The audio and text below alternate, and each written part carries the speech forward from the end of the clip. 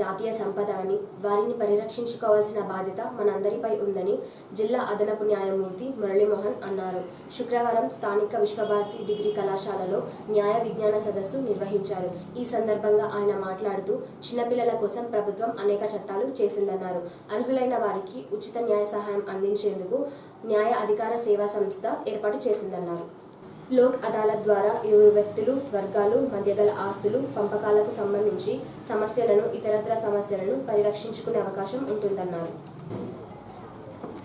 దీన్ని చక్కగా మా విద్యార్థులు సద్వినియోగపరుచుకొని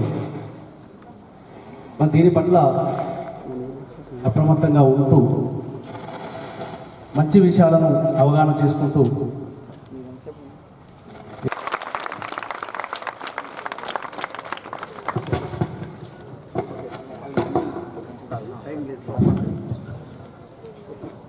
మనము ఫార్మాలిటీస్ కంటే విషయానికి వస్తే బాగుంటుంది.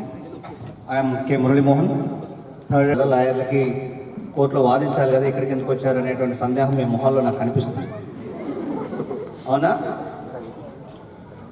రేపు నేషనల్ లీగల్ సర్వీసెస్ డే. మనకి రకరకాల days, children's day, women's day, workers day, ఈ రకంగా ఎన్ని రోజులైతే పెట్టుకున్నామో లీగల్ సర్వీసెస్ డే అనేటువంటిది కూడా ఒకటి పెట్టుకున్నాము. అది రేపు ఉంది. లీగల్ సర్వీసెస్ అథారిటీ యాక్ట్ ఒకటి మనం ఏర్పాటు చేసుకొని ప్రజలందరికీ కూడా న్యాయ సేవలు అందించాలి. ప్రజలకు న్యాయం ముంగిటకు వెళ్ళాలి. వారికి న్యాయం దూరమైంది కాకూడదు, వారికి ఖర్చుతో కూడుకున్నది కాకూడదు, పేదవారు న్యాయానికి అందుకోలేని స్థితిలో ఉండకూడదు, వారికే న్యాయం అందించాలి, ప్రజల వద్దకే న్యాయం వెళ్ళాలి, ప్రజల ముంగిటకి న్యాయం వెళ్ళాలి అనేటువంటి ఒక సంకల్పంతో మన కేంద్ర ప్రభుత్వం వారు, సుప్రీంకోర్టు వారు, అనేక మంది మేధావులు కలిసి లీగల్ సర్వీసెస్ యాక్ట్ అనేటువంటి ఒకదాన్ని ఏర్పాటు చేశారు. అది మనకు అమలులోకి వచ్చినటువంటి సంవత్సరము రేపటి నుంచి అది అమల్లోకి వచ్చింది 1995లో. అప్పటి నుంచి కూడా లీగల్ సర్వీసెస్ యాక్ట్ మనకు అమల్లో ఉంది. దాంట్లో అనేకమైనటువంటి అంశాలు ప్రజలకి, అన్ని వర్గాల ప్రజలకు అందుబాటులో ఉండేటువంటి ఆ చట్టంలో అనేకమైనటువంటి అంశాలు పొందుపరుచుకోవడం జరిగింది. అన్ని రకాల వర్గాల ప్రజలు అంటే పేదవారు, కార్మికులు, మహిళలు, విద్యార్థులు, వరద బాధితులు, బలహీన వర్గాలకు సంబంధించినటువంటి వాళ్ళు, వృద్ధులు, చిన్నపిల్లలు, ఆల్ సెక్షన్ ఆఫ్ పీపుల్ అందరికీ సంబంధించినటువంటి విషయాలు దాంట్లో వారి హక్కులని వారు నిలబెట్టుకునే దానికోసము చట్టము, ఈ లీగల్ సర్వీస్ అథారిటీ యాక్ట్ ద్వారా వాళ్ళ చట్టాలని, వాళ్ళకున్న హక్కుల్ని వారికి తెలియజేయటము, ఆ హక్కుల్ని నిలబెట్టుకునేలాగా వారిని చైతన్యపరచడము, వారికి అండగా నిలవటము, ప్రతి వారు కోర్టుకు వెళ్ళి వారి హక్కు కోసం కోర్టులో కేసు వేసి పోరాడేటువంటి శక్తి, స్తోమత, సమయం ఉండకపోవచ్చు. ఆ స్తోమత లేని కారణంగా వారి హక్కుని వారు అక్కడే హరింపజేసుకోవాల్సినటువంటి అవసరం లేదు అనేటువంటి తలపుతో ఆర్థిక స్తోమత లేని వారికి, పేదవారికి ఉచిత న్యాయ సహాయం ఇస్తూ, వారికి ఏదైనా అన్యాయం జరిగినప్పుడు లోక్ అదాలత్ అనేటువంటిది, లీగల్ సర్వీస్ అథారిటీ అనేటువంటి ఒక సంస్థ ద్వారా ప్రజలకు సంబంధించినటువంటి విజ్ఞాపనలు స్వీకరించి వారికి ఎవరి ద్వారా అయితే అన్యాయం జరిగిందో, ఎవరి వల్ల అయితే నష్టం జరిగిందో వారిని పిలిపించి వారికి కూడా నోటీసులు అందించి ఇరువురిని విని వీరికి కావాల్సినటువంటి న్యాయము అందించేటువంటి యంత్రాంగమే లీగల్ సర్వీసెస్ యాక్ట్ చేస్తున్నటువంటి ప్రత్యామ్నాయ వివాద పరిష్కార వేదిక, ఆల్టర్నేటివ్ డిస్ప్యూట్ రిజల్యూషన్. అర్థమైందా? కోర్టుల్లో కేసు ఫైల్ చేస్తే ఒక 5 సంవత్సరాలు పట్టచ్చు, 10 సంవత్సరాలు పట్టచ్చు, 20 సంవత్సరాలు పట్టచ్చు, కొన్ని కేసులు 2 ఏళ్ళు 3 ఏళ్ళు పట్టచ్చు. కానీ నిజంగా కేసు గెలిచిన తర్వాత, ఇంత కాలయాపన జరిగిన తర్వాత, వాళ్ళకి ఫలితం అందినా దాన్ని వాళ్ళు సరైనటువంటి రీతిలో ఎంజాయ్ చేసే పరిస్థితి ఉండదు.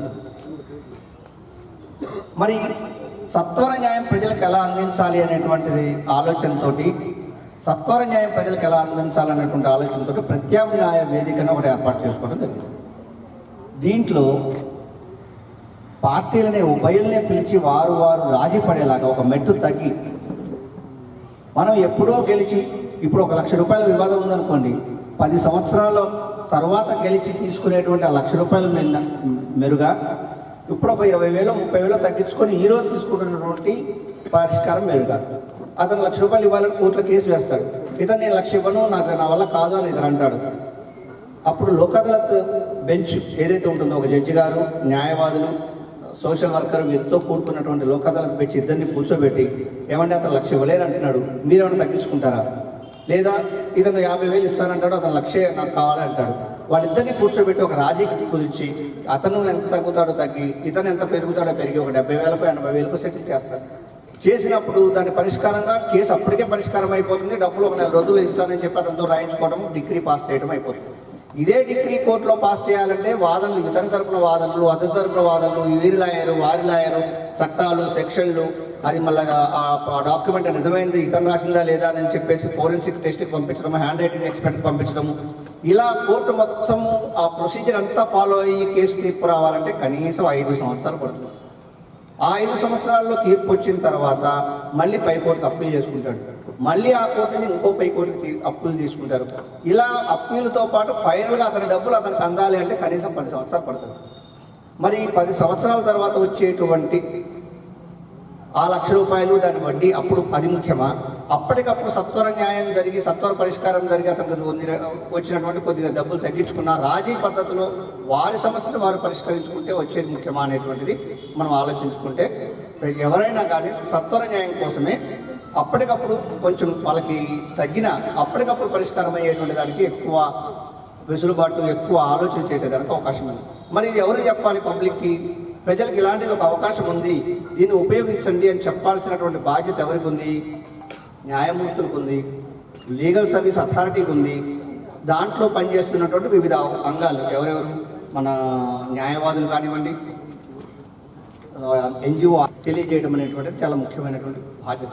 ఆ బాధ్యతలో భాగంగానే లీగల్ సర్వీసెస్ అథారిటీ డేని మేము జరుపుకోవడము, అన్ని స్కూల్స్ కాలేజెస్కి మాకు అవకాశం ఉన్న మేరకు మేము వెళ్ళి విద్యార్థులకి ఆ చైతన్యాన్ని అందించే దాంట్లో భాగంగా మేము ఈరోజు ఇక్కడికి రావడం జరిగింది.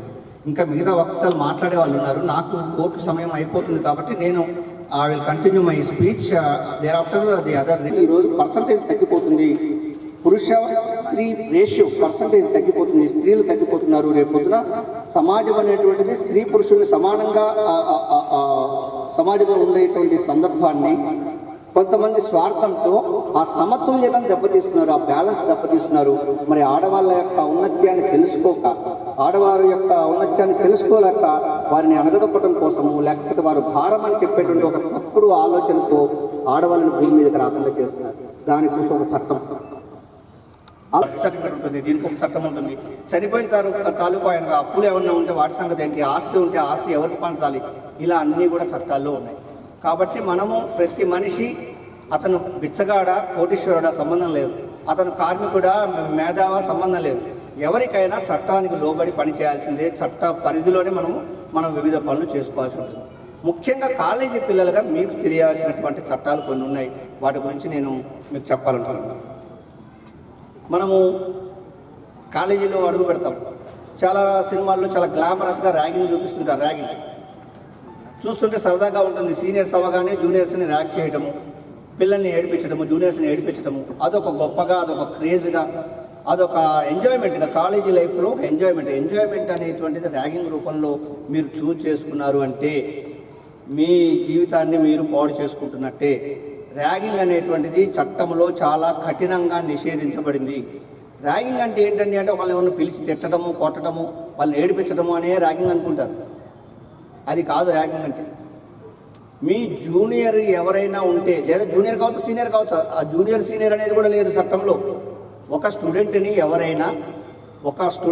ఎవరైనా ఆ కాలేజీ ప్రెమిసెస్లో కానీ, ఆ విద్యా సంస్థ ప్రెమిసెస్లో కానీ, బయట కానీ, అక్కడ కానీ బయట కానీ ఒక విద్యార్థిని ఎవరైనా అగౌరవపరిచిన, ఇన్సల్ట్ చేసిన, అనాయన్స్ అంటే అసౌకర్యం కలిగించిన, చిరాకు కలిగించిన, భయపెట్టిన, బెదిరించిన, మనసు గాయపడేలాగా ప్రవర్తించిన, శారీరకంగా అటాక్ చేసిన, అతనికి కొంచెం ఆయన వెళ్తున్నటువంటి దారిలో ఆయన ఆపిన, ఆయన కాసేపు ఎక్కడన్నా నిర్బంధించిన, ఒకవైపు వెళ్తుంటే అటువైపు వెళ్ళొద్దు అని చెప్పి ఆపిన, ఇవన్నీ కూడా ర్యాగింగ్ డెఫినేషన్లోకే వస్తాయి. వెళ్తుంటారు, జూనియర్ వెళ్తుంటాడు, ఇలా రా అంటే ఆపుతారు, అతను వెళ్తున్న దాన్ని ఆపారు. రాంగ్ఫుల్ రిస్ట్రెయింట్ అంటారు దాన్ని. Wrongful restraint, that is an punishable offence. మీరు అడగాల్సిన అవసరం లేదు. ఒక్కవేళ అతను కంప్లైంట్ చేశాడంటే అతను క్లాస్కి స్వేచ్ఛగా వెళ్తున్నాడు. ఆ బాబు ఎవరయ్యా మీదే అని చెప్పేసి ఎవరైనా వచ్చి అడుగుతారు. అతనికి ఇబ్బంది కలిగింది, లేదా అతని మైండ్లో కొంచెం భయం కలిగింది. వీళ్ళు ఏం చేస్తారు, ఒక నలుగురు సీనియర్స్ దగ్గరకు వచ్చి ఆగి ఎవరు మీదే అని చెప్పి అడిగి వెళ్తారు. అడిగి వెళ్తే దానివల్ల ఇతని మైండ్లో భయం కలిగింది అనుకోండి, ఒక మైండ్లో ఒక ఫియర్ వచ్చింది అనుకోండి, ర్యాగింగ్ అయిపోయినట్టే. అంత కఠినంగా ఉంది చట్టం. మరి ఈ విషయం తెలియదు మనకి. ఏముందిలే, మన జూనియరే కదా, మన తర్వాత ఫ్రెండ్లీగా ఉంటాం కదా అంటే ర్యాగింగ్ వల్ల ఎంతోమంది ఆత్మహత్యలు చేసుకున్న వాళ్ళు ఉన్నారు.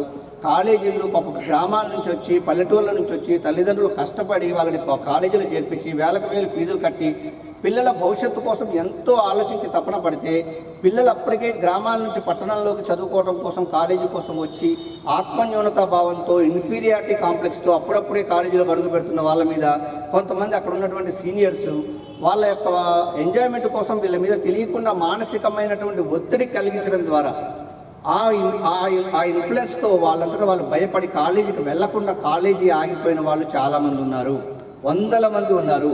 అలా పిల్లలు ఎవరు ఇంకొకల కారణంతో వాళ్ళు చదవాలని కోటి ఆశలతో కాలేజీకి వచ్చి వేరే కారణాలతో వాళ్ళ చదువు ఆగిపోకూడదు. మొదటి కారణం. రెండవది, కాలేజీ ఆగిపోవటం అనేటువంటిది ఒకటైతే కొంతమంది ఈ ప్రెషర్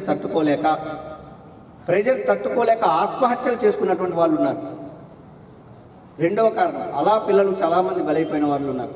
మూడవది, సీనియర్స్గా ఎవరైతే ఈ ర్యాగింగ్ ఎంజాయ్మెంట్ అనేటువంటి ఒక వికృతమైనటువంటి చేష్టల ద్వారా పిల్లల్ని చాలా ఇబ్బందులు పెట్టి, చాలా ఇన్సల్ట్ చేసి అది పీక్ స్టేజ్లోకి వెళ్ళి వాళ్ళని మానసికంగా కృంగదీసేలాగా, వీళ్ళ షాడిస్టిక్ ప్రెజర్ని పిల్లల మీద రుద్దేలాగా చాలా రకమైనటువంటి వికృత చేష్టలు చేసి వీరిలో సీనియర్స్లో criminal mentality, sadistic mentality develop అవడంతో పాటు ఈ పిల్లలు బాగా చించుకుపోయి కాలేజీలకు వెళ్తున్నా కానీ చదువుకుంటున్నా కానీ వాళ్ళ మైండ్ పనిచేయకుండా ఒక ఆత్మన్యూనత భావంతో భయంగా జీవితం గడిపేటువంటి ఒక మానసిక స్థితిలోకి వీళ్ళు వెళ్ళటం అనేటువంటిది, వీళ్ళు చదువుకోలేని పరిస్థితి, సరిగ్గా నలుగురిలో మింగిల్ కాలేని పరిస్థితి, ఈ రకమైనటువంటి ఇంపాక్ట్ కూడా వీళ్ళ మైండ్లో పడే అవకాశం ఉంది. వీటన్నిటిని గమనించి మనము ప్రొహిబిషన్ ఆఫ్ ర్యాగింగ్ యాక్ట్ అనేటువంటి దాన్ని ఒకటి చేసుకున్నాము. అదేదో మెడికల్ కాలేజీకో ఇంజనీరింగ్ కాలేజీ కోసము చేసుకున్నటువంటి చట్టం కాదు. ఎవ్రీ ఎడ్యుకేషనల్ ఇన్స్టిట్యూట్లో ఆ చట్టం ఉంది. దాని క్రింద 6 నెలల నుంచి వారు చేసినటువంటి నేరాన్ని బట్టి, తీవ్రతను బట్టి 6 నెలల నుంచి 5 సంవత్సరాల వరకు జైలు శిక్ష విధించే అవకాశం ఉంది. ఆ స్టూడెంట్స్కే 6 నెలల నుంచి 5 సంవత్సరాలు. ఇంత రిస్క్ అవసరమా? ఇంత రిస్క్ నీ జీవితాన్ని పైగా మీ ప్రిన్సిపాల్ గారు మీ కాలేజీ నుంచి డిస్మిస్ చేసేదానికి చట్టంలో ఉంది. చర్య తీసుకోకపోతే ఆ విద్యా సంస్థల మీద, ఆ ప్రిన్సిపాల్ మీద, అక్కడ ఎవరైతే ర్యాగింగ్ మానిటరింగ్ కమిటీ ఉంటుందో వాళ్ళ మీద చర్య తీసుకోమని చెప్పి చట్టంలో చెప్తుంది. Every educational institute management, principal, అక్కడ ఒక మానిటరింగ్ కమిటీ స్టూడెంట్స్ తోటి, స్టాఫ్ తోటి ఒక ర్యాగింగ్ ప్రొహిబిషన్కి సంబంధించి మానిటరింగ్ కమిటీ విద్యార్థులతో ఏర్పాటు చేయాలి. ఏమన్నా if any instances of ragging are noticed by the committee or if any report is received to the committee with regard to any ragging, the management has to take severe action against that student and it has to be reported and he has to be dismissed from the institution and a criminal case has to be registered against him and that person will be punished from 6 months to 5 years of imprisonment. అయిపోయింది. ఒక చిన్న ఆనందం, చిన్న enjoyment అని అనుకున్నటువంటి ఒక నేరానికి అతని జీవితం కొలాప్స్ అయిపోతుంది. జీవరాజు తర్వాత పెయింటింగ్లో అఫ్ఘాన్ సేవా సంస్థ ఏం చేస్తుందంటే, కక్షలు వద్దాయా బాబు, మీకున్న తక్కువ జీవితం లోపల మీరు సుఖంగా జీవించండి, ఈ కక్షలు కార్పణ్యాలు లక్షలాది రూపాయలు మీ సంపాదన మొత్తం కరిగిపోయే విధంగా కాకుండా సామరస్యంగా జీవించండి, ఉన్న 60-70 సంవత్సరాలు కల్లోలం లేకుండా ప్రశాంత జీవితాన్ని కొనసాగించండి అని ఈ జాతీయ న్యాయ వ్యవస్థ సంస్థ చెప్తుంది. ముఖ్యంగా మాకు జడ్జి గారు ఇచ్చిన నా టాపిక్ ఏంటంటే, మీకు ఏదైతే అవసరం ఉన్న చట్టాలు, పోక్సో చట్టం కానీ, ర్యాగింగ్ చట్టం కానీ, వివిధ చట్టాల పైన యాజ్ ఏ విద్యార్థులకు మీకు ఏది అవసరమో సార్ గారు క్లుప్తంగా చెప్పడం జరిగింది. నాకు జడ్జి గారు ఈరోజు పర్యావరణం పైన మాట్లాడమని జరిగింది. ముఖ్యంగా నేను ఏం చెప్పదలుచుకున్నా అంటే, మనకు దాదాపు ఒక 30 చట్టాల వరకు మనకు చట్టాలు ఉంటాయి. ఎన్విరాన్మెంట్ అనేది పర్యావరణ శాస్త్రం, పర్యావరణ లా. ఇది మన భారతదేశంలో 9/1/1986 సంవత్సరంలో మనకి ఈ చట్టం అనేది అమలైంది. మనకు ఈ చట్టం లోపల ముఖ్యంగా ఏందయ్యా అంటే ఇప్పుడు డబ్బులోడు ఇష్టం ఉన్నంగా సమాజాన్ని మొత్తం పొల్యూషన్ చేస్తున్నాడు, ఇష్టం ఉన్నట్లు చెట్టు నరికివేయడం జరుగుతున్నది, వాడు ఒక కెమికల్ కంపెనీ పెడతాడు, ఇదంతా కూడా మనకు హామ్ జరుగుతుంది. మీకు అంతా తెలిసి ఉంటుంది 1984 లోపల ఒకటి భూపాల్ లోపల గ్యాస్ యూనియన్ కార్పొరేట్ కంపెనీ ఒక గ్యాస్ లీక్ అయింది, మిథానాయిల్ గ్యాస్ లీక్ అయింది.